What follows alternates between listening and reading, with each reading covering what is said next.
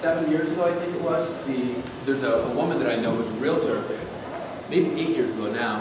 Her dad was the foreman for the construction of the wings. And he was 93 or 4 at the time, 93 at the time. And she called me, she says, Rich, my dad built those wings. And the first question out of my mouth was, tell me he's alive. Is he alive? And she said, yeah. I said, oh my God, we've got to get him on the roof. She says, well, he's old and he's frail. I said, there's only one staircase, let's bring him up. So I called the Democrat Chronicle, and I called all the TV stations, and I wanted him to be here because he's a part of history, and no one knows who he is. He's under the radar, but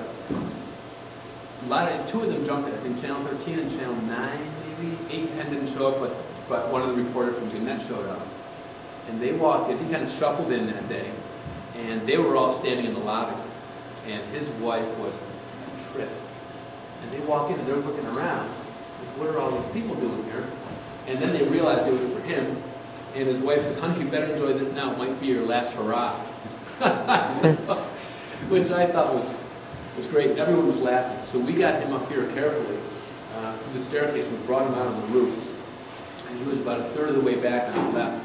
And he turned around, and no one was saying anything because they were all waiting for him to say the first word, And he stood there and he looked out.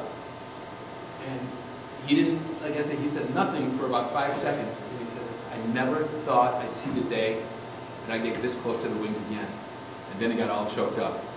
And he was emotional, and then of course me being a sap, I was emotional. And the girl from the DNC was, and not that we all broke down crying, but it was just one of those once in a lifetime things that you're meeting the man, And we had all kinds of questions for him. He said they were built, everything is built by hand. It's all aluminum on the outside, but there's a major steel structure on the inside because aluminum will bend and break if there's no structure underneath it. And he says everything was done piece by piece, hand welded, and he says it was exhausting, but they did it, and there they are. Now they're iconic, The main architect in the architecture firm was on vacation. And he was the one that was dealing directly with the CEOs. And what happened is they said, we want something that's going to look iconic, that's going to give the bank upward lift and flight. And it's got to be on the top of the building, and we want everyone to know that we're a success. And the guy was thinking, what am I going to do? So he's on vacation with his family, and he's sitting on a beach, and he starts goofing around with seashells. And he puts the seashells in the sand right in front of him, and it hits him. Oh my God, that's it. That's the inspiration. And so when he came home, he started designing the wings. And if you look at them next time, they do look like seashells. Some people say they look like bat wings and arrowheads and potato chips and all kinds of stuff. But that was his thing. And and they called them the wings of progress because at the time the Depression was here, and they built the bank so they would attract customers, knowing that this bank has this much strength and this much success. People want to put their money here, and those wings help because in their mind, they were the directional. I guess they were the landmark for the people who were going to come and make deposits, and which I thought was great. I mean, it's the way a CEO thinks, I suppose, right? Even now. But there was another thing. Down here, the Wilder building I pointed out to you, and the Powers building, one of the tall flags that you guys were seeing when we were standing on the staircase back there. Daniel Powers and Mr. Wilder, they were friends, but they were competitors, ego competitors, And they started building the buildings at the same time. When Wilder built his building, it was the tallest building east of the Mississippi. It was more than 4 stories. And nothing was built more than 4 stories back in those days. So that was a big deal. He could pound his chest like all these other developers in New York when they built the next tallest building, and it was ego. So Powers came in, decided to build another story on top to be Wilder. And Wilder didn't like that. So later on, he added another story, or 2 stories, to be Powers. And they went back and forth for years doing this. And Wilder got to 10 stories, and then he put these long, almost like pine cone type I don't know what they were, decorations, you know, or whatever they were, on top of the building, just to get over the height of Powers Building, and that pushed off Powers. So he added 2 more flights on, and that big flag cupola outlook thing. And then after that, Wilder's like, forget it, I'm not interested, I concede, and that's the end of the deal. Well, after that, because they were built in the 1860s and 70s, Eastman came in, and he wanted the biggest building, so he built Kodak Tower. Now, he was able to pound his chest, and he did it, and then Times Square was built, and it was a little bit taller than Kodak Tower. So Eastman didn't like that. So if you look at Eastman Tower, you can see where there's a certain level that everything changes, and it goes from just basic block building to Gothic top. And now Eastman had the tallest building because he was taller than Times Square, barely.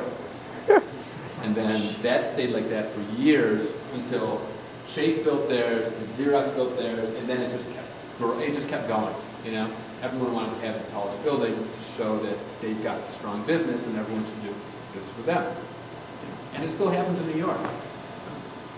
When they were building Chrysler and the Empire State Building, they were both in competition to have the tallest building. And it was a real hardcore, cutthroat competition.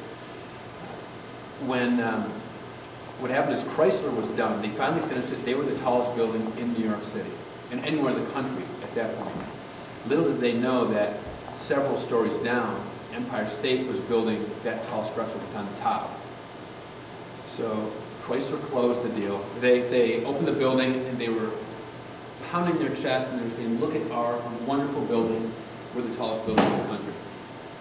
And then Empire State raised this huge tower and added a couple more floors on top of that as supports.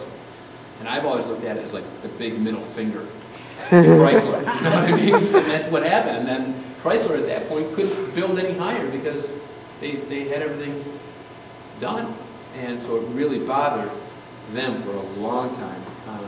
But was it William Chrysler? Is that right? I can't remember his first name. William or Walter? What was that? I want to say William or That's Walter. what I'm thinking. Was William Chrysler? Something like that. He was starting to make fun of the Empire State Building because it was just outside Manhattan, and no one wanted to go there because they wanted to be in the center business district. But they said, we're going to make this thing work, and we're going to fill it. So Chrysler started calling it the Empty State Building. Oh, that's where that name came from. Just to bother them, just to really dig it. But now it's the center of everything. Between that and Chrysler, I mean, that is the center of Manhattan. Midtown Manhattan. And they had that building, and it never really turned a major profit until the early 50s. It carried itself, but that was it. So, you know, 30 years later, 20-something years later, it finally started to make a profit. And I think it was 5 or 6 years ago, they did a rehab project on it. They spent $500 million, which is beyond understanding, that kind of money. Now they want to take the building public. So one share costs 10 grand. So if you've got a big enough ego and you've got that kind of resources and want to buy a share of the Empire State Building, you can do it. You know, it's just the way it is. It's all ego driven. And there's the story of the B-25 during World War II that slammed into the Which side one? of it. The B-25 that flew right into the side of the Empire State Building during World War II. And I remember hearing that. I didn't see any photos. It cut one of the elevators and went. Oh, really? Yep. Broke The all only the elevator that dropped wasn't Empire State years and years ago until they had one here in what, LA a couple years ago, right? 2 or 3 years ago, something happened. And Yeah. it fell, not far, but enough to hurt somebody. But it was the only one since the That Empire wasn't the State. ISIS incident, was it? Yeah.